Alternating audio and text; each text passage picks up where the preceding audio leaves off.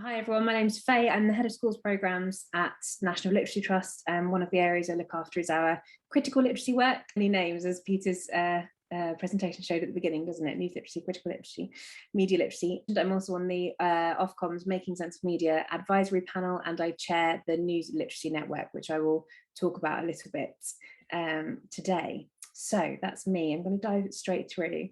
To give you a little bit of context for the organisation, again, I won't dwell on this very long, but this is the reason why our organisation exists. When we say 1 person in 6 in the UK is held back by poor literacy, what we mean is 1 in 6 adults does not have the literacy skills we would expect of an 11-year-old. And on the next slide, we can see that this has an impact across people's entire lives, not just in terms of their education, which you will have seen every day in your classrooms, but actually in terms of their employability, in terms of their health, their happiness, and even their life expectancy. So on the next slide, we work in multiple different ways to try and address this challenge. Most of the work that we do is in schools with programmes like the one in partnership with the Guardian Foundation and the PSHE Association, Newswise, which has been mentioned already. We deliver CPD and resources, we campaign, and everything that we do is underpinned by research, and we work with the communities that need our support the most. So to give you a bit of a starting point, Peter, thank you for making the point about fake news. This was a report that we published in 2018, and I think if we were publishing it today, we probably wouldn't have called it the Fake News and Critical Literacy Report, but it was 2018 and we did. So the shocking statistic, this piece of work, this was a commission for the APPG for literacy, and it came out with this shocking statistic, which we've seen only 2% of children have the critical literacy skills they need to tell if a news story is real or fake. And that at the time was in line with what we were seeing from adults as well. A Channel 4 survey found that about 4% of adults had the skills that they needed. The question that we were asked to present on was kind of why this matters. So, you know, why is it absolutely critical? Why is it crucial that we teach news literacy for children? And I think our findings in that piece of research really strike at the heart of that. So you can see some of our findings were around children's concerns. They were worried that they wouldn't be able to spot fake news. They didn't trust the news as a result. And so that kind of culture of fear and uncertainty around the news was something that was a huge concern to us, and continues to be a concern to all of us who are kind of working in this area. And I think that's a really strong argument for why working on news literacy is absolutely crucial. So we kind of obviously in doing this wider piece of work, we were talking to a variety of different people. So we surveyed pupils, we surveyed teachers, we talked to parents, we talked to sector experts as well, different organisations. And when we spoke to teachers, what we found was that teachers really felt like they were in a brilliant position to be able to have these conversations with children. Was a really interesting finding for us. Like we found this kind of a concern among teachers, but a feeling that they perhaps didn't necessarily have the kind of knowledge and the confidence to be able to address it. So there was clearly a gap there between you know, wanting to be able to support with this and actually being able to and having the kind of everything they needed to be able to support with that, whether that's space in the curriculum, you know, whatever that is, whether it's having the right resources. So ultimately, from kind of pulling all of this research together, we felt that what was needed was this kind of whole curriculum approach to understanding critical literacy. We felt the teachers needed the time to be able to explore this, to be able to have those quite challenging conversations sometimes, and to be able to really have that at the heart of their teaching practice. We felt that in terms of the curriculum, you know, that there are skills that are taught that are relevant to critical literacy, but they're not necessarily made explicit in terms of, you know, what's relevant today. And we feel that there is space for that in every single subject. There is space to be able to explore and to teach the critical literacy skills that children need, and which would help them to be able to navigate news, especially online.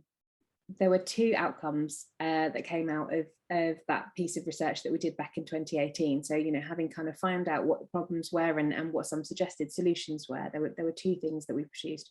One of them, and I won't go into too much detail about Newswise because Margaret's brilliantly done that for me already, talking about the project that we developed in partnership with the Guardian Foundation and the PSHE Association. This is the kind of unit of work. So Margaret mentioned the kind of the lesson plans that are in place, and this is the focus of Newswise. So it's about kind of understanding how and why the news is produced, to enable pupils to be able to navigate the news, and then also to be able to write their news as well. And, you know, I think the keywords that Margaret shared around authenticity, that really kind of strikes true for me. That's something that we've really seen, you know, if pupils understand what news is, and that news is happening all around them, and are able to kind of really put themselves in the shoes of a journalist, I think that's a really, really helpful thing. And that's kind of something that we've seen time and again in delivering Newswise, which is brilliant. We find that this is a really effective approach. So in using those three models, we find that this is really effective. I think on my next slide, I was talked specifically about the impact in COVID times. So again, we were asked kind of, why is this work important, and what has been the impact of the pandemic? So this was a quote that we took from one of the teachers that we worked with this year, obviously have adapted to be able to deliver online, and we had really brilliant responses.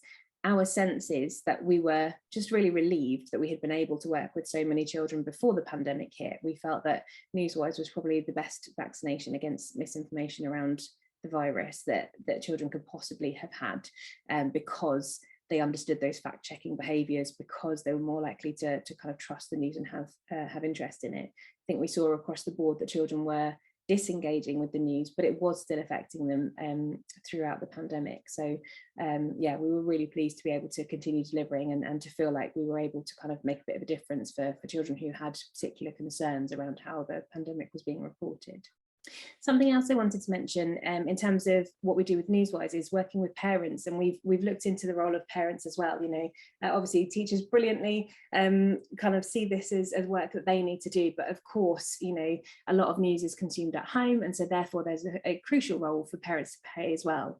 In terms of what we've seen in our research, we have seen that there are gaps in particular communities. We've seen that adults with low socioeconomic status are less likely to engage with the news and less likely to have conversations with their children about the news as well. So in terms of the way that we target Newswise, we deliver parent workshops, we kind of support people to get involved, and we also think about how we target communities that might particularly need that additional support. So I think that's worth considering as well. So I mentioned, so Newswise is one of our responses to the initial piece of work that we did in 2018, to that initial commissioned report. The other thing is that the News Literacy Network was born because all of these organisations had a role in contributing to the piece of work. We decided that we wanted to continue working together. So I'm absolutely thrilled that First News and the Guardian Foundation and BBC Young Reporter and London CLC are all members of the News Literacy Network.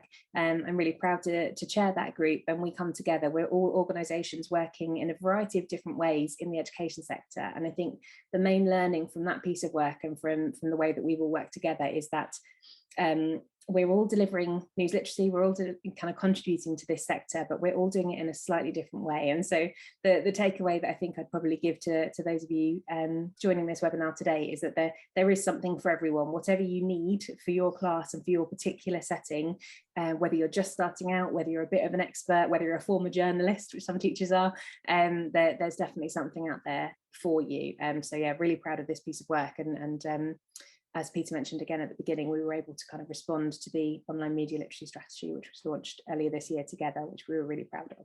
We've pulled together the resources.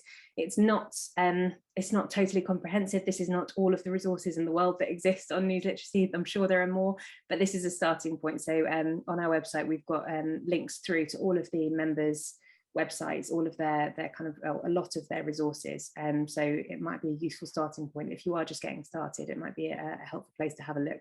But please do go to the websites of everyone who's talking here today, because they've got much more detailed and very impressive sets of resources as well.